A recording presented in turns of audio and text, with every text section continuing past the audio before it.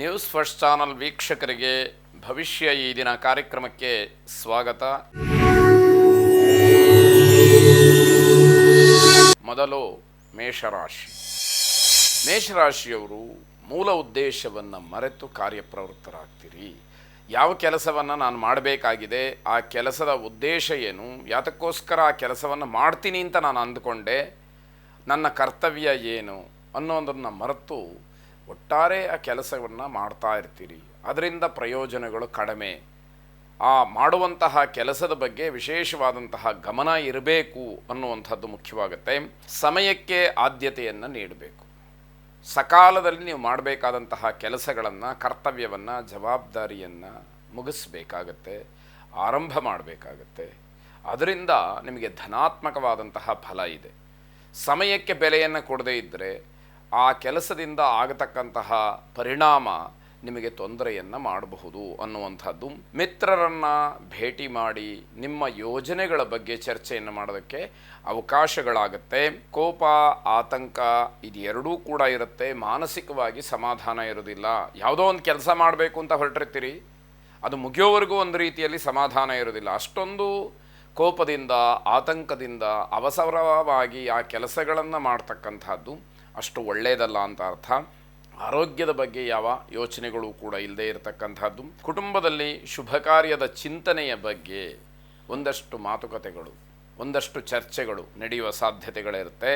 ರಾಜರಾಜೇಶ್ವರಿಯನ್ನು ಪ್ರಾರ್ಥನೆ ಮಾಡಿ ಶುಭವಾಗಿ. ವೃಷಭ ರಾಶಿ. ಬಾಕಿ ಬರಬೇಕಾದಂತಹ ಹಣ ನಿಮ್ಮ ಕೈ ಸೇರ್ತಕ್ಕಂತಹ ಯೋಗ ಅಥವಾ ಆ ಒಂದು ಸಂದರ್ಭ ಈ ದಿವಸ ಇರುತ್ತೆ. ಈ ದಿವಸ ಸಮಯ ಹೋಗಿದ್ದೇ ಗೊತ್ತಾಗಲಿಲ್ಲ ಅನ್ನುವ ರೀತಿಯಲ್ಲಿ ದಿನವನ್ನು ಕಳೀತೀರಿ ಅಂತ ಅರ್ಥ. ಸ್ನೇಹಿತರಿಂದ ಸಿಹಿ ಸುದ್ದಿಯನ್ನು ಕೇಳ್ತೀರಿ. ಮನಸ್ಸಿಗೆ ಏನೋ ಒಂದು ರೀತಿಯ ಸಮಾಧಾನ, ತೃಪ್ತಿ, ಸಂತೋಷ ಇವೆಲ್ಲವನ್ನು ನೋಡಲಿಕ್ಕೆ ಅವಕಾಶ ಇದೆ. ಆದರೆ ಮಾನಸಿಕವಾಗಿ ವೈಯಕ್ತಿಕವಾದಂತಹ ವಿಚಾರಗಳಲ್ಲಿ ನೆಮ್ಮದಿ ಇರೋದಿಲ್ಲ. ನಿಮ್ಮ ಸ್ವಂತದ ವಿಚಾರಗಳು ಬಂದಾಗ ಅಷ್ಟೊಂದು ಸಮಾಧಾನ ಅಂತಕ್ಕಂಥದ್ದು ನಿಮಗೆ ಇಲ್ಲದೆ ಇರುವ ಹಾಗಾಗತ್ತೆ. ವ್ಯಾಪಾರ, ವ್ಯವಹಾರ, ಉದ್ಯೋಗ ಎಲ್ಲ ಕಡೆಯಲ್ಲೂ ಕೂಡ ಲಾಭವನ್ನು, ಸಂತೋಷವನ್ನು ಕಾಣ್ತೀರಿ. ನಿಮ್ಮ ವೈಯಕ್ತಿಕ ಜೀವನಕ್ಕೆ ಹೆಚ್ಚಿನ ಆದ್ಯತೆಯನ್ನು ನೀಡಬೇಕು ಅನ್ನುವಂಥದ್ದು ಮುಖ್ಯವಾಗುತ್ತೆ. ಸಂಬಂಧಿಕರ ಆಗಮನವಾಗುತ್ತೆ. ಒಂದಷ್ಟು ವಿಚಾರಗಳು ಚರ್ಚೆಗೆ ಬರುತ್ತೆ. ನಿಮ್ಮ ಸಾಧನೆ, ನಿಮ್ಮ ಯೋಜನೆ ಇದರ ಬಗ್ಗೆ ಒಂದಷ್ಟು ಹೇಳ್ಕೊಳ್ತಕ್ಕಂಥದ್ದಾಗತ್ತೆ. ಮಕ್ಕಳ ವಿದ್ಯಾಭ್ಯಾಸ, ಮಕ್ಕಳ ಪ್ರಗತಿ, ಅವರು ಜೀವನದಲ್ಲಿ ನೆಲೆಯನ್ನು ಕಂಡುಕೊಂಡಂತಹ ಒಂದು ವಿಧಾನ ಇವೆಲ್ಲವೂ ಕೂಡ ನಿಮಗೆ ಸಂತೋಷವನ್ನು ಕೊಡ್ತಾ ಹೋಗುತ್ತೆ. ಮಹಾಲಕ್ಷ್ಮಿಯನ್ನು ವಿಶೇಷವಾಗಿ ಪ್ರಾರ್ಥನೆ ಮಾಡಿ.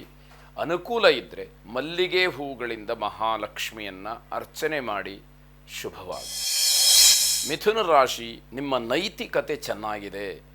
ಅದನ್ನು ಮನಸ್ಸಿನಲ್ಲಿಟ್ಕೊಂಡು ಅಸಂಬದ್ಧವಾದಂತಹ ವಿಚಾರಗಳಲ್ಲಿ ನೀವು ಭಾಗಿಗಳಾದರೆ ಅದು ನಿಮಗೆ ಪ್ರಯೋಜನಕ್ಕೆ ಬರೋದಿಲ್ಲ.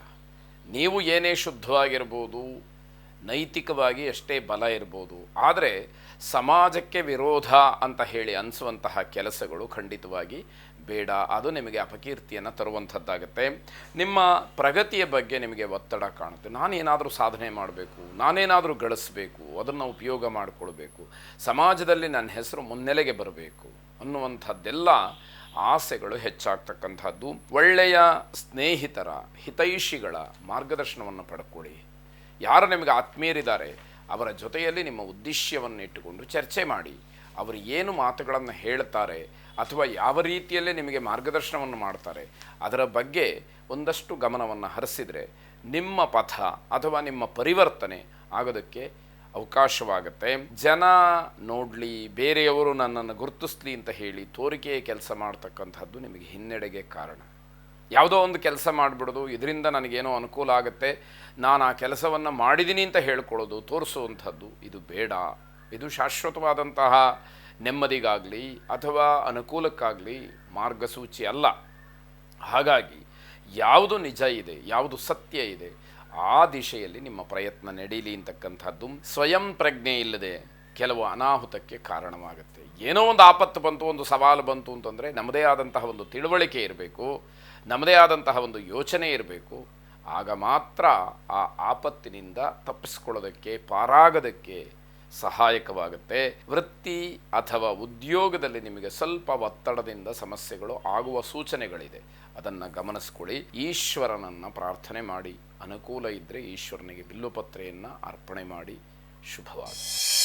ಕರ್ಕಾಟಕ ರಾಶಿ, ಆರೋಗ್ಯದಲ್ಲಿ ಸಣ್ಣ ಪುಟ್ಟ ಸಮಸ್ಯೆಗಳಾಗುತ್ತೆ, ಗಮನ ಹರಿಸಿ ಅದನ್ನು ಬದಲಾಯಿಸ್ಕೊಳ್ಳಿ, ಸರಿಪಡಿಸ್ಕೊಳ್ಳಿ, ವೈದ್ಯರ ಸಲಹೆಯನ್ನು ಪಡ್ಕೊಳ್ಳಿ ಅನ್ನುವಂಥದ್ದು. ಮನೆಯ ಕರ್ತವ್ಯದ ಬಗ್ಗೆ ಪರಿಪೂರ್ಣವಾದಂತಹ ಆಸಕ್ತಿಯನ್ನು ವಹಿಸಬೇಕು. ಮನೆಯಲ್ಲಿ ನಿಮ್ಮ ಸ್ಥಾನ ಏನು, ನಿಮ್ಮ ಕರ್ತವ್ಯ ಏನು, ಯಾವ ಕೆಲಸವನ್ನು ಜವಾಬ್ದಾರಿಯುತವಾಗಿ ಆರಂಭ ಮಾಡಿ ಮುಗಿಸಬೇಕು ಅನ್ನುವಂಥದ್ರ ಬಗ್ಗೆ ಚಿಂತನೆಗಳಿರಲಿ. ಆನಂದವಾಗಿರ್ತೀರಿ, ಆದರೆ ಮನಸ್ಸಿನಲ್ಲಿ ಯಾವುದೋ ಒಂದು ಸಂದರ್ಭದಲ್ಲಿ ಇದ್ದಕ್ಕಿದ್ದ ಹಾಗೆ ಆತಂಕ, ಕಳವಳ, ಭಯ ಶುರುವಾಗುತ್ತೆ. ಖುಷಿಯಾಗೇ ಇರ್ತೀರಿ. ಯಾವುದೋ ಒಂದು ವಸ್ತುವನ್ನು, ಯಾವುದೋ ಒಂದು ವಿಷಯವನ್ನು, ಘಟನೆಯನ್ನು, ಇಲ್ಲ ಜಾಹೀರಾತನ್ನು, ಯಾವುದಾದ್ರೂ ಆಗ್ಬೋದು, ಯಾವುದೋ ಒಬ್ಬ ವ್ಯಕ್ತಿಯನ್ನು ನೋಡಿದ ತಕ್ಷಣ ನಿಮ್ಮಲ್ಲಿ ಆತಂಕ ಶುರುವಾಗುತ್ತೆ. ನನಗೆ ಹೀಗಾಗ್ಬಿಟ್ರೆ ಅನ್ನುವಂತಹ ಭಯ ಕಾಡುತ್ತೆ. ಆ ಭಯದಿಂದಲೇ ಬದುಕಬೇಕಾದಂಥದ್ದು ಹೌದು. ಪ್ರತಿಯೊಂದು ಕ್ಷಣವೂ ಕೂಡ ನಾನು ಏನು ತಪ್ಪು ಮಾಡಿದರೆ ನನಗೇನು ತೊಂದರೆ ಆಗುತ್ತೆ ಅನ್ನುವಂತಹ ವಿವೇಕದಿಂದ ಬದುಕುವಂಥದ್ದು ನಿಜವಾಗಿ ಒಳ್ಳೆಯದು. ಆದರೆ ಸಂತೋಷವಾಗಿದ್ದಂತಹ ಸಮಯದಲ್ಲಿ ಈ ರೀತಿ ಆತಂಕವನ್ನು ಮನಸ್ಸಿಗೆ ತಂದುಕೊಂಡ್ರೆ ಸಂತೋಷ ಹಾಳಾಗತ್ತೆ ಅನ್ನುವಂಥದ್ದು. ಎಲ್ಲವೂ ಕೂಡ ಗಮನದಿಂದ ಅಥವಾ ವಿವೇಕದಿಂದ ಇದ್ದರೆ ಯಾವ ರೀತಿ ಆತಂಕ ಪಡಬೇಕಾದಂಥದ್ದು ಇರೋದಿಲ್ಲ. ಆಹಾರದ ಬಗ್ಗೆ ಸ್ವಲ್ಪ ಗಮನ ಇರಲಿ. ಮದುವೆಯ ವಿಚಾರದಲ್ಲಿ ತಲೆಯನ್ನು ಕೆಡಿಸ್ಕೊಳ್ತೀರಿ. ಮನೆಯಲ್ಲಿ ಮದುವೆ ಮಾಡೋದಾಗಬಹುದು ಅಥವಾ ನೀವೇ ಮದುವೆ ಮಾಡಿಕೊಳ್ಳೋದಾಗಿರಬಹುದು. ಹೀಗೆ ಆ ವಿಷಯ ಮನಸ್ಸಿಗೆ ತುಂಬ ಗಾಢವಾಗಿ ಬರುವಂಥದ್ದಾಗತ್ತೆ. ಸಾಯಂಕಾಲದ ಹೊತ್ತಿಗೆ ಒಂದಷ್ಟು ವಿಚಾರಗಳನ್ನು ಮನೆಯಲ್ಲೋ, ಸ್ನೇಹಿತರ ಮಧ್ಯದಲ್ಲೋ, ಬಂಧುಗಳ ಜೊತೆಯಲ್ಲೂ ಚರ್ಚೆ ಮಾಡ್ತೀರಿ ಅನ್ನುವಂಥದ್ದು. ವೆಂಕಟರಮಣನನ್ನು ಪ್ರಾರ್ಥನೆ ಮಾಡಿ. ಶುಭವಾಗಿ.